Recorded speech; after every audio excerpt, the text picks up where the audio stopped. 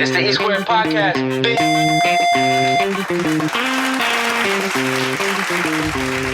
Yo, this is the E Square Podcast. I'm Easy Mo, and today we're here with my longtime friend. I could consider you my brother from another mother, man. Yes, sir. Tyler Yes, sir. Gaston, a.k.a. Gas. What's the deal? A.k.a. Dr. Dre of Vegas. What's popping, man? Not much, man. Happy to be here. How you doing? I'm doing all right, man. I'm getting my coffee in, man, trying to wake up a little bit. I woke up a little late. Woke up a little late. Yeah. You know what I'm saying? I wasn't gonna mention it. How you doing, man? What's up with you? Good, man. Trying to stay busy. Sessions as always. Yeah. Working on music as always. Yeah. Such is life. Yeah, you're always in the fucking studio, man. Where else am I supposed to be? Where's Dre at? Well, you got this big, luxurious new studio, and that Too loud. Yeah, Too loud, sis. Yeah, that I haven't been to yet. Unfortunately, I'm sorry about that. You're welcome, though. Yeah. Only on Tuesdays. Why Tuesday's your open house or something? No. Tuesday is the only day I can probably manage to. Oh, okay. You know, that's your day deal with off. you.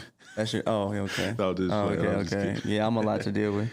Hey, but you've came a long way, bro. Yeah. You came a long way. We used to record in the top in that top room. Yeah. Over there on what was the street called? Was that Walnut? Was it Walnut? It was close. Yeah, Walnut. It was on that side. Yeah.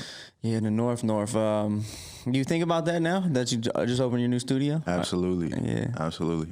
We did a grand opening event. And I got to see like generations of clients. And so those who knew me from the original gas station, which was a room at the 3-bedroom house that you talked about, got to see that plus the when I was working at the studio in the Estates neighborhood out here. Also on the north side. Oh, yeah. I remember that place too. Yeah. The Blue House. Yeah. Yeah. And so that was before I actually got the gas station with the LLC and my own location, and then now to expand to a much bigger space for everybody. Now, everybody who met me at those different times came back to one space at one time to enjoy the moment together with us. Yeah. It's a crazy moment to when people grow with you. Yeah. It's weird, huh? Like people like you started from the bottom and now, you're not where you haven't hit your pinnacle, I don't think yet, but you made a big step, you made a big step because a lot of people, they do this music shit, but it's like they don't really take it professionally or they don't present themselves professionally, you know what I'm saying? So that's always something you've been good at, man. Yeah, man, thank you. And shit, power to them because a lot of people don't know what that means, When I stepped in this, nobody taught me shit. And I'm sure it was the same way for you. Yeah. So I kind of had to bump my head a little bit, learning the ins and outs and how to deal with people and, how to be gas in the terms of what people know and, are used to in the studio. Yeah. So. And you made a transition, though, too, from playing ball to the music game. Yeah. So were you always in music, though? Absolutely. Oh, yeah. Oh, you come from church, huh? In the church? Yeah, okay. Church boy. Yeah. What did you do in church? Did you play drums or did you play instruments or were you a singer? I kind of was all of that, but I think my main occupation was a good napper. Like, I was sleeping. I feel it, bro. God damn, yo. Until, somebody came on and pinched me or some shit, like, wake your ass up. He slapped you in the back of the head. You know? Yeah, but I was a musician in my church too. Yeah, so when your football career ended at UNLV, who? What? The disrespect. Yeah, well, I mean, did it not end at UNLV? Did you go to? It ended in San Diego. Oh, did it? Yeah. Oh, my bad. Oh, I digress, bro. My bad. No, I don't really know. I knew you played at. I knew you played at UNLV. I didn't know you went to San Diego for what? I was invited out after the draft, undrafted. Oh, San Diego Chargers? Yeah. Oh, look at you. We got a pro football player in here, ladies and gentlemen. Goddamn. Yeah, man. What, you play DN, right? DN tackle. Oh, dope. Okay, so how was that experience like getting called out and doing all that? Anxious. Yeah. Yeah, it was I can imagine. Bro. Yeah. It's like your whole life depends on that moment. Yeah. One of my mentoring stories is like my first time when I get out there before practice, like it's like 7 a.m, bro. I get out there, I just start walking the field and I'm in tears, bro. Oh, wow. It's just me, like, because I never even imagined like it would really work out. Yeah. And I just saw like flashbacks of me crying because we had to do extra bear crawls at parks and shit, you know what I'm saying, where we used to, practice for Pop Warner, and I was seeing all of that up to, those moments at UNLV and through Rancho and our bullshit seasons, all the way up into that moment where I was actually, sporting that Chargers logo on my uni. So so it was surreal, man. It was surreal. I could imagine. I mean, just being there is like, it's an accomplishment in itself, right? Yeah. Because you got to be invited, so you got to be good. Yeah. So they're not gonna invite no chump out there, right? Yeah. So how did that experience play out? So because I was undrafted, I went in. We went through camp. Actually, I did hella good, bro. My first play out there, I got a sack. Oh, really? Yeah, touchdown. So after you got a sack and a touchdown? It's considered a touchdown because you can't tackle people. Oh, okay, gotcha. So after camp, man, the D-line coordinator called me in. He was like, "Yo, bro, I like everything about you. We like you. It's not up to me though. Damn. Yeah, it's up to the people upstairs. So I'm gonna vouch for you." And then so when it came down to it, we had a conversation, and they were like, "Yo, we already spent money on guys that we drafted. Yeah. Best thing we can do is tell you to be healthy." And stay healthy, and we'll call you back if anything opens up. So respectfully, that's how it works. But did that hurt? Absolutely. Yeah, because I had to kind of digest that it's not just about talent. So to me, in the way that they said it, in the way that that kind of played out, it was like, all right, you definitely dope. But it's more about money. Yeah. You know what I'm saying? So to tell somebody who been playing this since 5 years old, never spent the summer to himself, always been training to make it to that level, and to say it's not about your talent, but about, the school that you come from or any other political shit that other athletes who, have dealt with that or tried to go pro understand. Yeah. Like, that didn't sit well with me. So yeah, there's a lot of politics in the game, bro. Because I went to college. I played college ball, and I realized that quick. I'm like, because there's a lot of players that transferred in from bigger schools, and I'm coming from high school, and they're giving the bigger players, the players that come from bigger colleges, the PT, and it's like, man, what is this? Right. What is this? Like, you know what I'm saying? But that's so crazy. I didn't know that, bro. I didn't know that. Yeah. Too. Yeah. And so I had already been kind of like thinking about putting the ball down, man, for a while. I think that was just the moment that made me go back and kind of, like speak to myself. Yeah. And speak to God or the universe, whatever you believe. But it was a moment, and I had to realize, like, yo, like, if I'm have faith in something, I'm gonna have faith in something that I'm gonna be happy at doing. Yeah. Because you're gonna have to wait. It's gonna take patience. So I'd rather have fun while I'm waiting.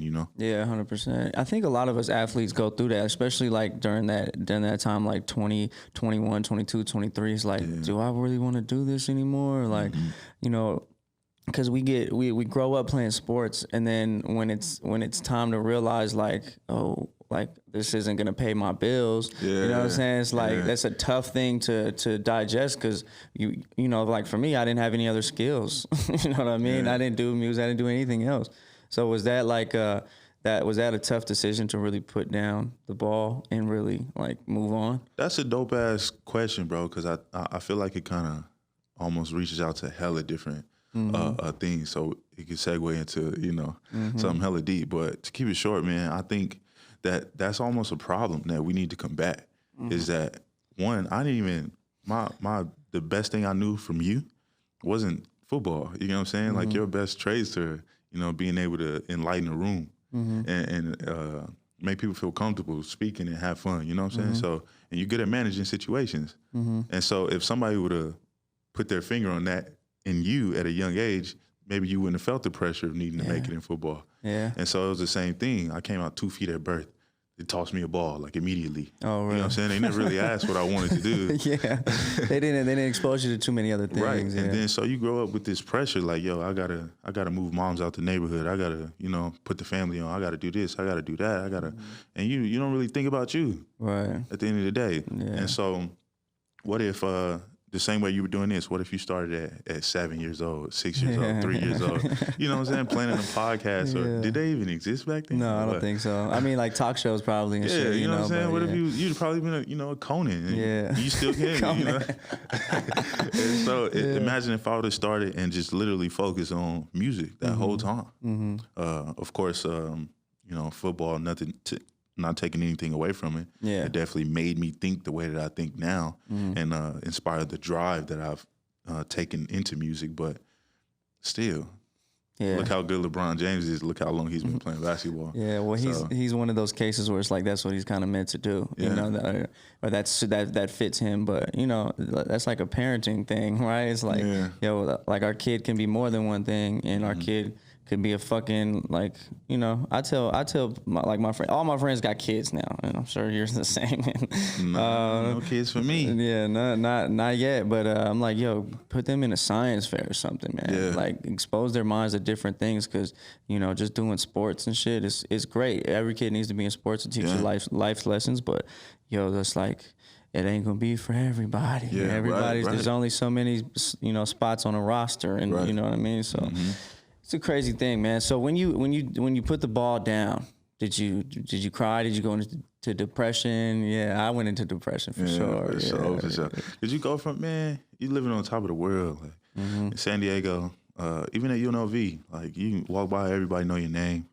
You see your jerseys up in the bookstore. Yeah, you're the man. You know what I'm saying? You're the man. Fucking San Diego, we're not even completely on the team yet, and there's groupies outside the doorway. You know, and they just love the team, so they just want to be involved. And just the general love from fans, you know, like I was on a plane, I sat next to some guy who's like a big attorney, and he's like, bro, I'm a crazy San Diego fan. Like, yo, can you sign my pamphlet? You know what I'm saying? And I'm like, bro, I'm not even. Just in case, right. though. Yeah, you know just in case. So, but that type of thing. So you go from that feeling to back home, back to North Las Vegas, you know? Yeah, back to and that shit, zero. It just hits you mentally and spiritually and make you feel like shit, honestly.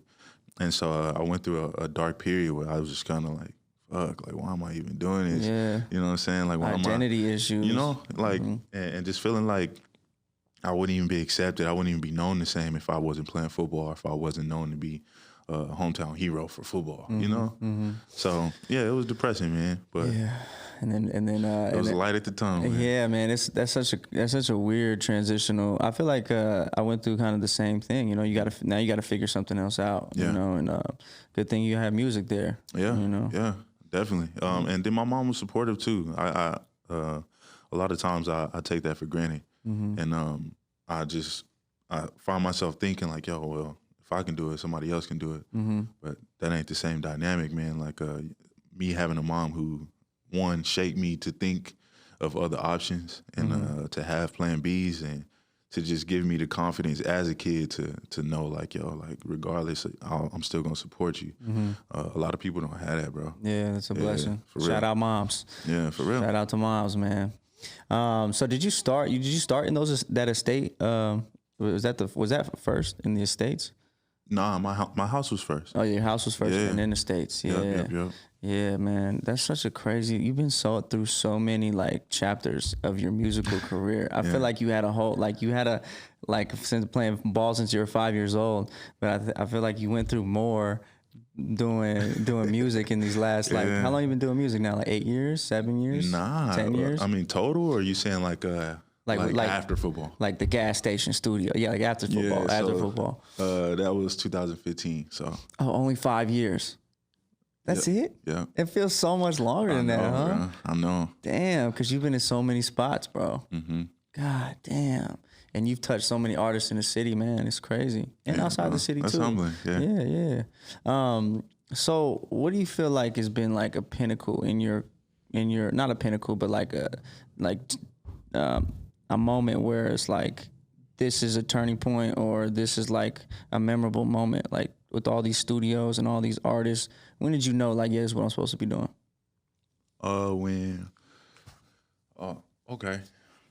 This is what I'm supposed to be doing. Or were you just blindly going I knew it was what I was supposed to be doing early. Yeah. It became like a high moment. I'll speak of, like, as of late, actually, when I expanded the what is that? What street is that on? The Martin Luther King. Martin Luther. What are you talking about? I expanded that location, and then so like. Oh, and Alexander. Oh yeah, right. Okay. And so like the bigger name artists like used to start tapping in, and you know, then it'd be like, oh, you were the first person I heard about when I got here. So that that was those kind of statements. Right, a notable situation. And then now, as of late, it's like a lot of people who I've never even met are starting to be like, yo, I heard about you, gas, like such and such, such and such. And so to me, a person who honestly, I feel like I kind of slack off when it comes to promoting. Compared to a lot of people, or people that I compare myself to, in, successful brands.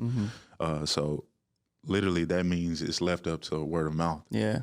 And so for us to have the outreach that we have and the impact on people in the community and the notoriety that the gas station has with people, like that means a good thing. Yeah. No, I think your lack of promoting is almost. I think you promote pretty well, but I feel what you're saying. Like, I think it's almost a benefit to you because it is based on word of mouth. You know what I mean? Like, you don't have fucking billboards. You're not fucking ODing with the marketing. You're like, like let the music, let the people's experience speak for itself. Yeah. And that holds way more weight. Because you do because your reputation is everything out here, man. And you have a solid reputation. You are so fucking professional.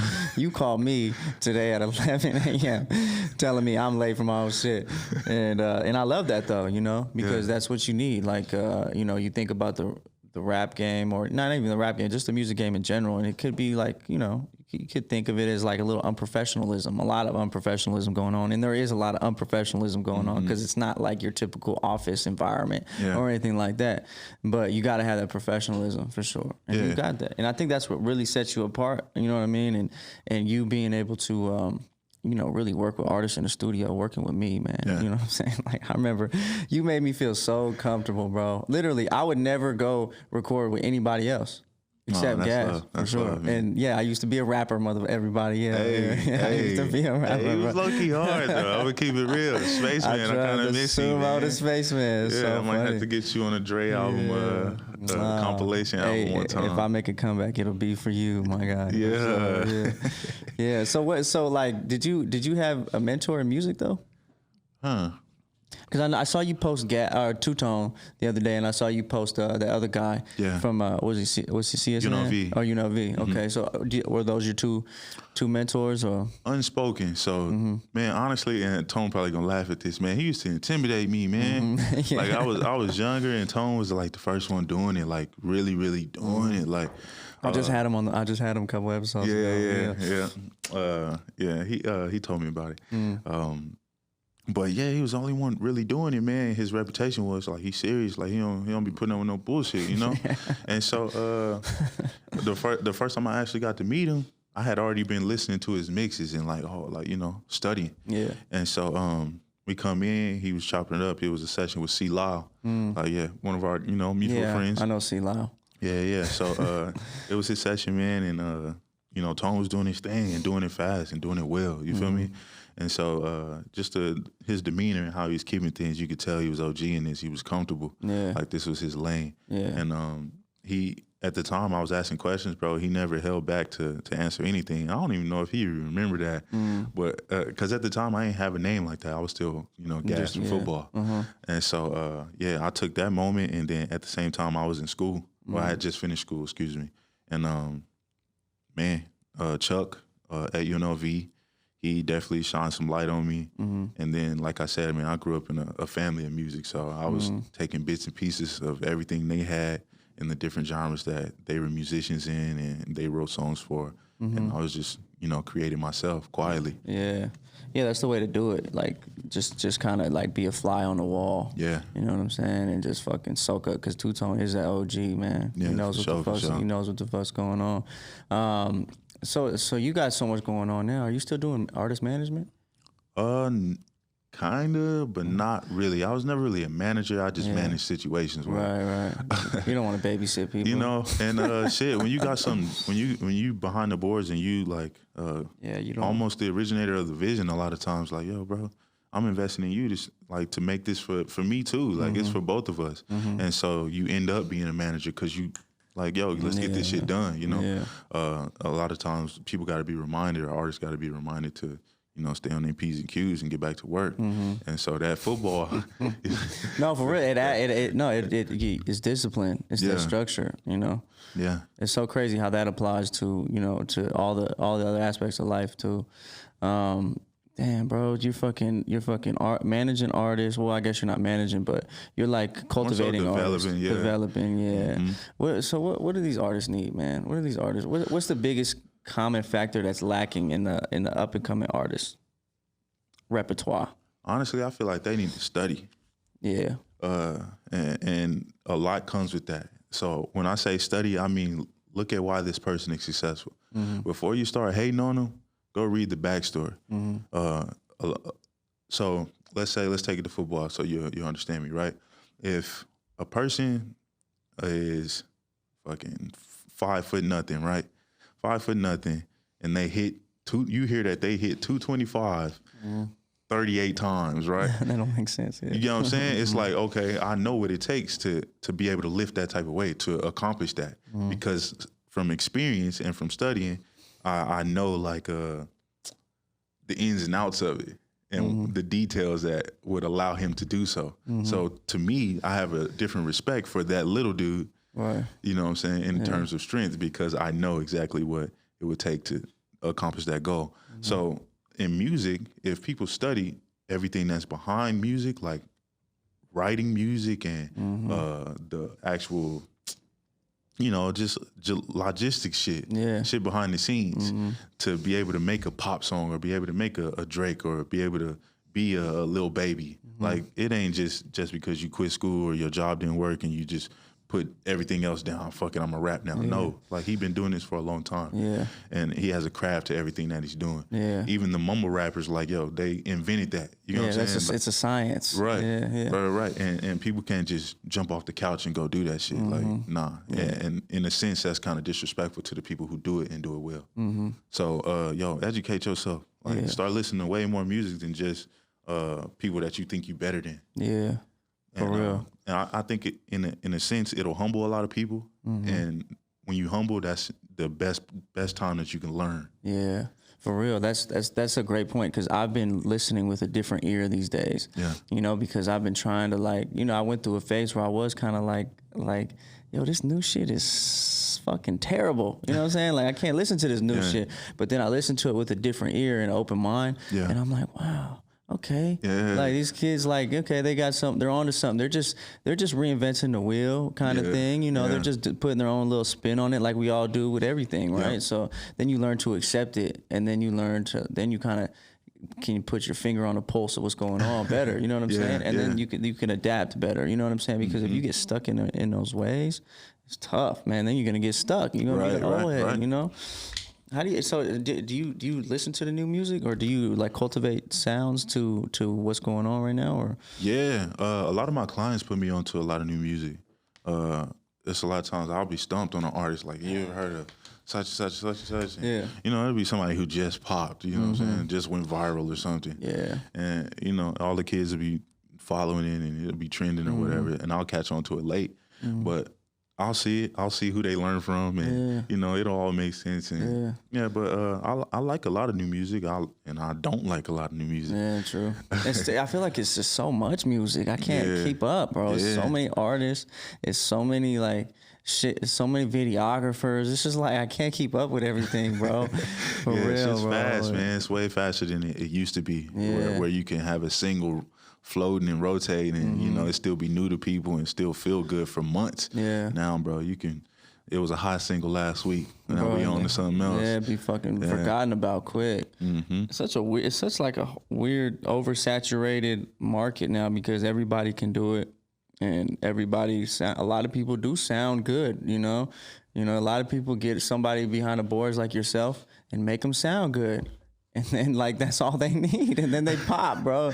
But they can't maintain that, you know. And it's like it's just such a weird place in music right now. It's almost like disheartening sometimes. Do you feel that way? Absolutely, absolutely. I look back on it like, damn, we creating monsters. It's almost like spoiling kids. Yeah, you know what I'm saying? Because you don't go through the bad engineer phase, which makes you focus on how you delivering shit, because you're not just rapping into something that just sound good all you know, right off the back. And it's like you drop your first song and you get 10K views or 20K views. And really, you made it. Right. Really, it was because you had some dope ass engineers. Like, you know what I'm saying? The engineers don't get enough credit. And the auto-tune was working like a motherfucker. Yeah. So how you feel about auto-tune? What you mean? I ain't got no problem with it. You don't got no problem with it? That's God's tool. God's gift to me. I had like an epiphany like the other day. I was like, oh shit. Auto-tune is for people with no talent. Hell no. Nah. I'll tell you the real game behind auto-tune. All right. So, remember back in the 90s, right? The 90s was like the end of, damn near the end of like actual live instruments, right? So everything started to move into programming. When you're moving into computerizing things, shit starts getting way more accurate. There's less room for error, right? So with that happening, the music that people were singing to became like damn near pitch perfect. And imagine everybody else being pitch perfect in the room and you're singing off key, it's gonna make you seem like way worse of a singer than you are. And so auto-tune is just allowing you to sound more digital in a sense. Yeah, for sure. But it's also a crutch for a lot of people. It's a crutch, yeah. If we keeping it real. Yeah, I mean, I get it, the experimentation of it, like, you know, just playing with different sounds and making your voice different. But it's almost, I feel like, you know, with AI taking over the world a lot, I feel like it's almost like preparing us for robot music. Yeah, you know low key. It's kind of funny how that's working, and auto-tune is so prevalent, like in music. Well, I guess I don't know about other genres though. Other genres don't use it, huh? That ain't true. No? What do you mean? Yeah. I think damn near every genre uses it. Even gospel music uses auto-tune now. Yeah, really. And those supposed to be the best singers. Yeah, gospel, country. Yeah. That's almost sad because it's like, do you feel like it takes the soul out of like the music? Sometimes, and we actually have to like automate the auto-tune off sometimes so that people feel real. Yeah, because like, you know, when you sound like a robot, kind of, when you sound too good, it's like training our ears to like, you know, when somebody has a special voice, they might not be like pitch perfect or whatever the case is, but they have a special voice. It might turn us off because we're so used to listening to this fucking perfect notes and shit, you know? Yeah, shit. That's damn near the epitome of everything right now. Social media, everything, filters, everything got a filter, bro. Like all these girls, getting used to it. All these girls fucking false advertising. Yeah. But I don't know, man. It's a weird robotic place we're in, bro. It's so crazy. I don't know what's next for music, really, for hip hop. I mean, you know, I never saw this coming. Like all the like 18-year-old kids fucking blowing up out of nowhere. You know, I feel like everybody's famous these days. Everybody's Instagram famous these days. It's weird, man. I don't know. I think if I made a guesstimation, right, or what's the word? I can extrapolate on the future. I think. Oh, that's a good word. Extrapolate. Ain't it? You know. Damn. Hey. That's the UNLV education. Oh damn. Hey man, I got like a running list of words I can use during interviews. You got in your pocket. Oh, yeah. Motherfucker. Yeah, I'm gonna use this one. Hey, but yeah, if I could speak on it further, like or you know, make an estimation on the future, I think that people will continue to start mixing genres because that's what we're seeing. It's like a trend of genre bending music. Yeah, and that's the only way to seem like you're creating something new. You know, so like Old Town Road. You know, right? It's a mixture of country and trap. Or folk music. You know. And so you'll start seeing classical and trap, and you know, which is actually kind of already there. You'll see more EDM and country, EDM and gospel, like just stuff that people didn't. Or weren't successful at mixing together, and because there's nothing new under the sun, man. We just reinventing the wheel. Yeah, man. It's like, man, I just don't know what to listen to these days. I don't even know where to find new good music because it's just like too much, bro. I just like cut it. I just end up listening to the same music over and over again, bro. So as you develop these artists, do you give them marketing advice and shit on how to get Absolutely. Yeah, what Absolutely. do you all right, go through that with me So we actually just kicked off like a official like a marketing campaign where my girlfriend, my business partner, my soon-to-be wife. Whoa. Can I be the officiant? No, man. Come on, man. Let me hear you. I'll get certified. Come on, man. I'm manifesting that. She still got to say yes, man. But she's personally like taking on artists and keeping them on calendar and putting in her schedule to reach out to those artists and meet with them at least twice a month to make sure they're on path, make sure they're getting their branding done. But during our sessions, we have teaching moments quickly because we're still, the point is to get the song done. But a lot of our artists, a lot of our clients can contest not contest, but attest that, we help them. Sing from this register, use your head voice, use your chest voice, hit a falsetto here. And they'd be like, what's a falsetto? Teaching moment real quick. All right, now get back to work. And so things like that. And then also with marketing, once we making the music for people who really make music, that's the easy part. Now we got to sell it. Yeah. And that's a whole nother, that's a whole different thing, beast. Bro, yeah. You feel me? So, we definitely sit down with artists. Last night I just sat with an artist and talked to him about his brand and different people who do music in his lane that he should kind of look to, not for to be exactly like or to be a replica of, but as inspiration and a study point, to see how they were successful. It's like consulting pretty much. Yeah, consulting. And so, she's doing that, actually officially starting. You're an artist too, though. How you balance all that? Just doing it? Well, you're in the room. I mean, shit. Yeah. Hey, but think about this, though. The best mentor is somebody who's actually in your field. Yeah, for sure. Yeah, they'll respect your opinion, you know what I'm saying, more than than me. So, I went down that road, bro. I'd get in the studio, motherfuckers would not be trying to hear shit I had to say, And then I realized, okay, I need to shut the fuck up in this space, because my word is just not, it just doesn't hold weight in the studio, you know what I mean? But it's so that, okay, I get it, that's cool. Yeah, and then they trust you. Yeah.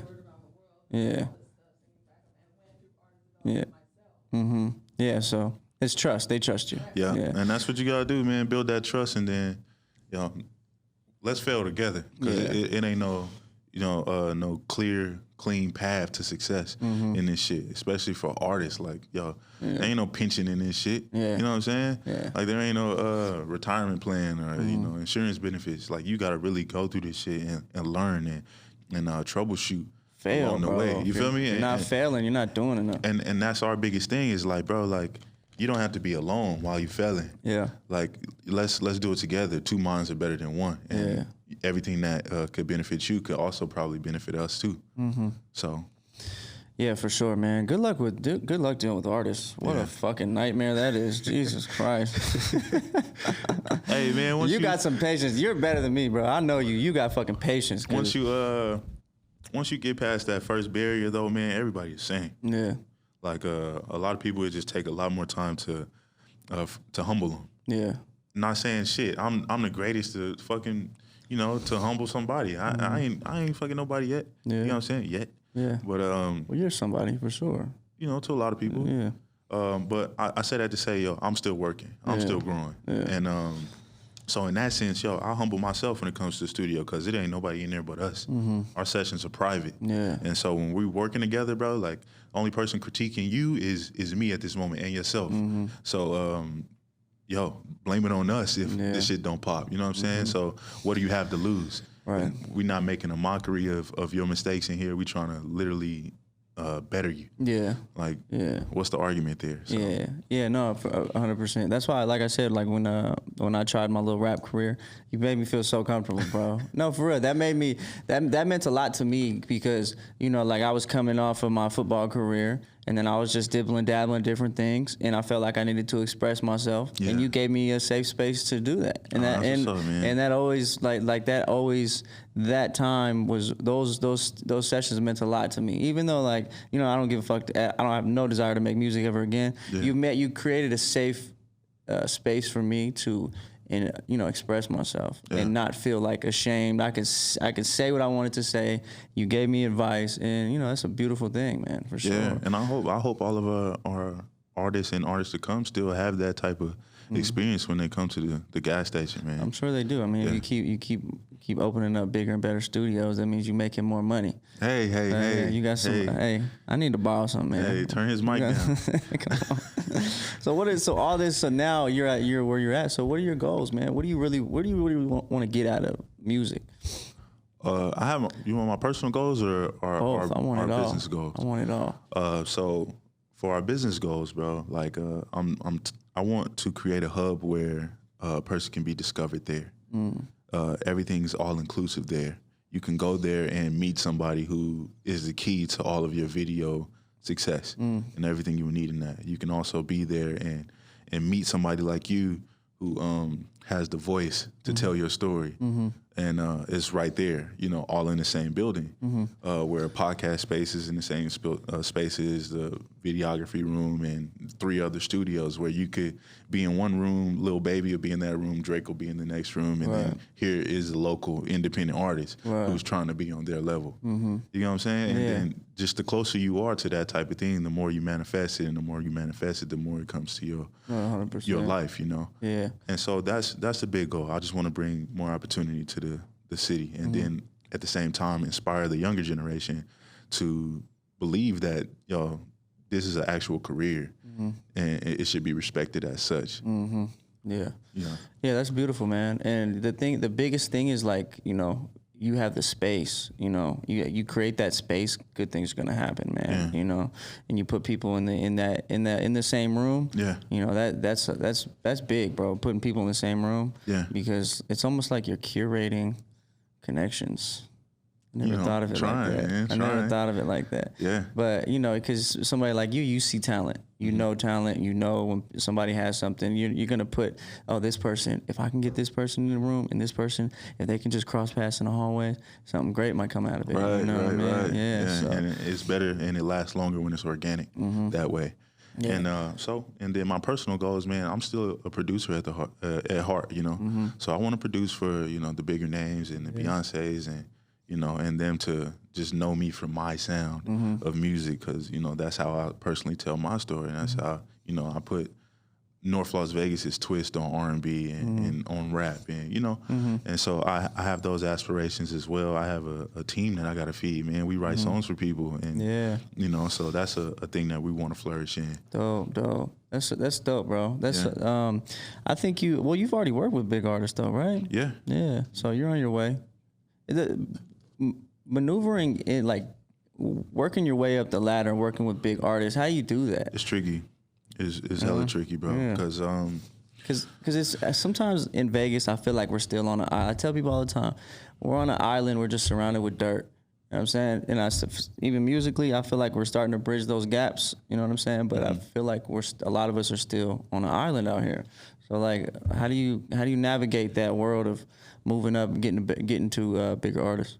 Well, I feel like I've done the first and second step of establishing a foundation, because that foundation allows people to know that, one, I do produce and I do, offer a service. And you take it serious, yeah. Right. And then so now that I've made that impression on people, when they go back home, they speak, right. And I've been blessed to, people be in the studio with such and such, and and they just mention, yo, man, if you ever in Vegas, that's all it takes. That's all it takes, bro. Wow, And a lot of times that's how I end up working with somebody, is because something like that happened. Yeah. So, Minnie, that's a plug too for everybody listening. Yo, take the time to share, man, and shout out to people who did something good for you. Yeah. Because that word of mouth, you can carry and change somebody's life if the right person hears that, and if an impression is left.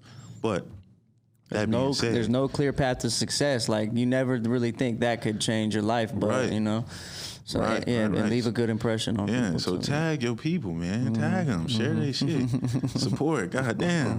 What a brother got to do. But yeah, man. So that type of situation, bro. So with that comes now, all right, opportunity, making yourself available. And this the humbling part, because it's like, I'm making money on my own. Yeah. So I got to miss money to be in the room with you, somebody who already got money. For a maybe. You feel me? For a maybe. And that's the faith part of the game. It's like, all right, I got to go when I feel it. Like, you know, forget, you know, what makes sense sometimes. Yeah. And then there's another part of it, bro, that's really like some intern shit. Like, I gotta send these beats to this person, hoping that they get on. Yeah. I gotta talk to this person and talk to this person and talk to this person, even though the person I gotta talk to is on the other side of the room. Like, come on, man.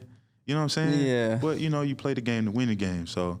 You gotta play the game, bro. Yeah. And a lot of people don't want to play that game. Right. And they're because their ego is so high. They're like, no, if I don't have a clear opportunity, I'm not gonna even, put a step forward. But you can't do that. You gotta have those little side conversations. Talk to people who you don't know who people know. Right. You know what I'm saying? Because and if you just brush this person off because you don't know who they are, you don't think they're nobody. That could be like Jay-Z's assistant, bro. You just brushed him off, and now he was your stepping stone to, and it's not to look at people as a stepping stone, but just fucking be fucking normal with people, with everybody, be fucking nice and fucking, and just.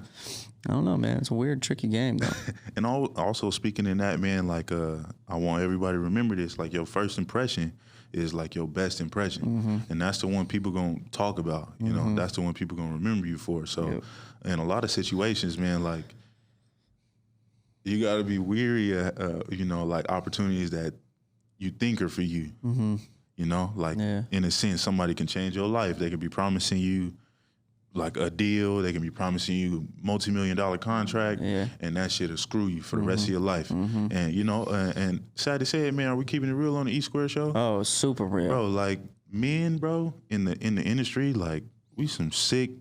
I ain't gonna say we, cause I ain't a part of that demographic. It's some sick motherfuckers, bro, and it's hard as fuck for females to come up in the game, like, and you got the men who are running the shit at the top, and they just fucking trying to, Pinocchio people, like dangling dollars in front of them, dangling people's hopes and dreams in front of them, just so they can, Well, I think it's what I think it's what it is. I don't even want to say it. It's just human nature, and it's just a tap into, it's a peek into, psychology and power. It's what it is. It's like people don't even care. I don't think people care about money as much as we think we care about money. We only care about money because money gives us power, right?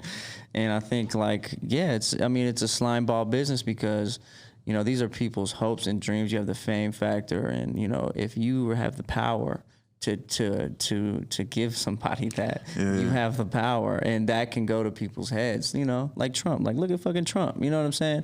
He had power. He had the most power he's ever had in his life, and he didn't, and he just went crazy, bro. And it's a tricky game, especially for females, bro. I can only imagine. I mean, I'm sure she probably gives you stories all the time, but it's so. I don't know. Humans are just weird, bro. Yeah, man. I don't know what it is. You get power, you start shooting fucking paper towels into, a crowd of people who are flooding. The country is flooding. You shooting paper towels into this shit. Just you get power, you do weird shit. Apparently, for a lot of people, but for those genuine people, bro, you will be tested, and you will be presented to some opportunities. I've turned down a lot of opportunities now. At least 5, like I'm talking big, reputable opportunities. And it's because I did not feel right about the situation. And so to me, a very spiritual person, bro, I don't care how long it takes me. If it don't feel right, I ain't doing it. Really? Yeah. Yeah. The longevity factor is always the long road is usually the better road. Harder road, but it's usually the better road, and that's where you get your longevity. Because we have this need for instant satisfaction. We have this need for instant gratification, instant validation, and that need can steer us wrong real fast because we just want to take the first thing given to us, and then 3 years later we regret it. You know what I'm saying? And I've seen some slimy ass people, bro, in our neighborhood, and I'm gonna never say their name out loud, but they saw me at a young age and wanted to invest in me, and imagine if I would have, like, I possibly could have been caught up in some shit. I'll turn down deals where, it probably could have been life-changing money-wise, but the situation I would have been in, I would have been, less than nobody. Yeah, because you get shelved. I mean, if you get picked up by big, somebody with like, oh, they're giving you money, but they're also taking the power away from you a lot, and then that's what I tell artists a lot of the time, bro. Like, getting a deal, that sounds great, but bro, what are the terms? Yeah, man. They don't get shelved, because artists do get shelved. They get restricted from putting out music. They get restricted from working with certain artists, and it's not a fun thing. You want to have your freedom at the end of the day, man. Yeah, big facts. It's like getting put in musical jail. It's like, so, man, take the time, whatever time it takes, because time is a man-made concept, and it honestly it means nothing. So study yourself, know what you're capable of, know what you have to offer, man, and attack that seriously, and know what you bring to the table. Make a table, shit. If there is no table, make one. And eventually you'll start seeing the worth, and people will start seeing your worth, and they'll start respecting you as such. Yeah, man. Dedication. Yeah. Dedication. This ain't no short-term business. You know what I'm saying? You got to be in it. It's ain't a quick flip. Yeah, you got to be in it. But speaking about time, we got to get up out of here. This was a great episode, man. I'm so glad you pulled up, man. Yeah, I'm honored, man. Yeah, I love you, man. You're bro. You're a fucking great guy, man. I'm excited to see, what you got coming up, man. For real, just your next steps, because I know, the gas station studios, every couple years, you just keep leveling up, man. You keep leveling up because you don't know what else to do. It's just in your nature, man. So to God and to team be the glory, man. Yeah, man. Is there anything you want to shout out before we get out of here? Yeah, man. Shout out to Team Different Empire. Yeah. Shout out my guy E Squared. Yes, sir. Doing Appreciate his it. thing. Shout out my girl Tiana Shy, my artist Caitlin Morrell, my whole entire squad, man. The gas station studios and everybody who rocks with us, who rocks with Tone, who rocks with Dawson, who rocks with the Junction. That just everybody. With a good heart and good intent for the city's well-being. Yes, shout out to all of y'all, man. Anybody who has that in them that I forgot about that I didn't publicly mention, man. Shout out to y'all. Got love for all of y'all. Yes, sir. We love you, man. Till next time, my door is always open. You already know that, bro. Yes, sir. Peace. It's the E Squared Podcast.